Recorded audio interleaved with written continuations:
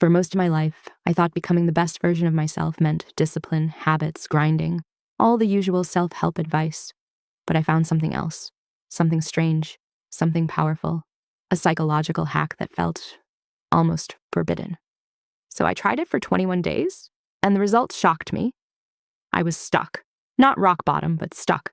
You know that feeling when you're capable of more, but your mind refuses to cooperate? I wanted to break out of myself, my hesitations, my fears, my patterns. And that's when I stumbled onto something psychologists call self-distancing. But what I found online was a more extreme version of it, the alter ego effect.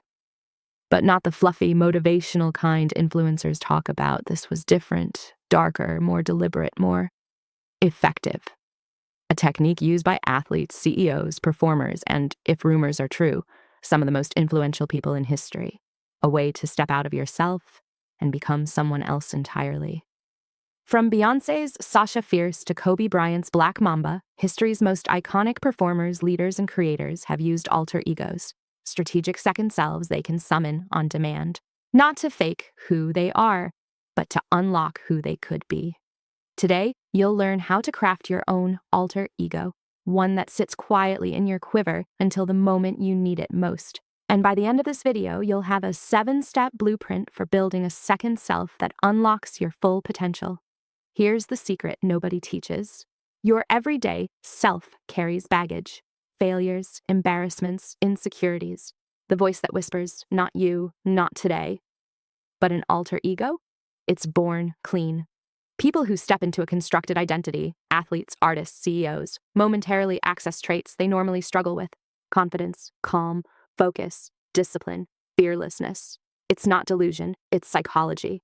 Your alter ego gives you psychological distance, a safe mental costume, a temporary escape from self-doubt, and permission to act without hesitation. It does the things your normal self is too scared to do. And this is where my 21-day experiment begins. I started by asking myself one uncomfortable question. Who would I be if I didn't fear anything?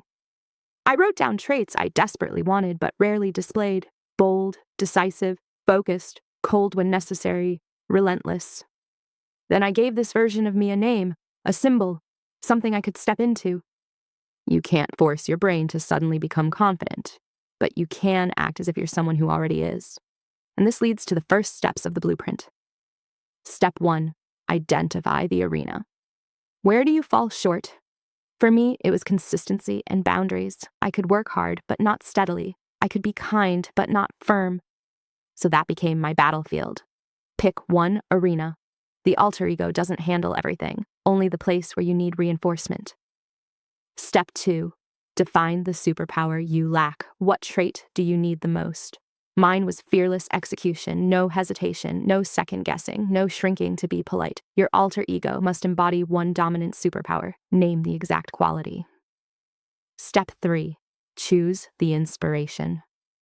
Every alter ego has an origin. Mine was a mix of a fictional character, Rory Gilmore from Gilmore Girls, and a few women on the internet who are immensely articulate and uncompromising in their use of language. Great alter egos are hybrids, steal traits shamelessly. The first 3 days felt strange. I kept slipping back into old habits, overthinking, hesitating. But something interesting happened on day 4. I caught myself speaking differently, moving differently. My inner voice wasn't my usual one. It was sharper, cleaner, more focused. It felt like switching operating systems. By day 7, I realized why this hack works. Your alter ego frees you from the identity that has been holding you hostage. The identity you've been carrying for years suddenly loosens its grip. Step 4, give them a name and aesthetic names. Create identity. Identity creates behavior.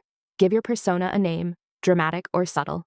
Mine had a short, sharp, almost silent name, something that felt like a blade. Then I built her aesthetic. Straight posture, minimal speech, slow, deliberate movements, a cold, calm expression, and a specific playlist.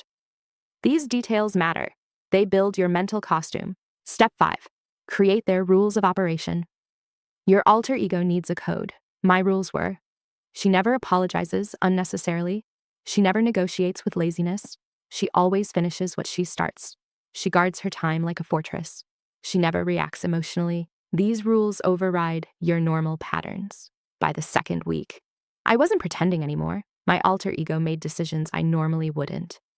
Saying no instantly, sticking to routines, not explaining myself, working without waiting for motivation. And here's the forbidden part.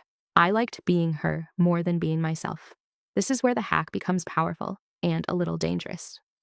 Step 6, build the activation ritual. You need a switch. Mine was simple, a ring. When it was on, I wasn't me. Your ritual could be touching your necklace, a gesture, a mantra, a phrase, a specific scent, a song, a breathing pattern. This is your identity portal. The ritual is the doorway between you and your second self. This is your summoning spell. Around day 15, the conflict hit. My old self wanted comfort. The alter ego demanded discipline. It felt like two versions of me wrestling for control. Most people quit here because transformation triggers resistance. Your old self fights back harder than you think. But by day 18, the line blurred. Who was making decisions, me or her? Step 7. Deploy strategically and evaluate your alter ego isn't meant for 24/7 use. After each summon, ask, did they help? What felt unnatural? What needs refining? Slowly, the persona becomes instinct. On day 21, something subtle yet profound happened.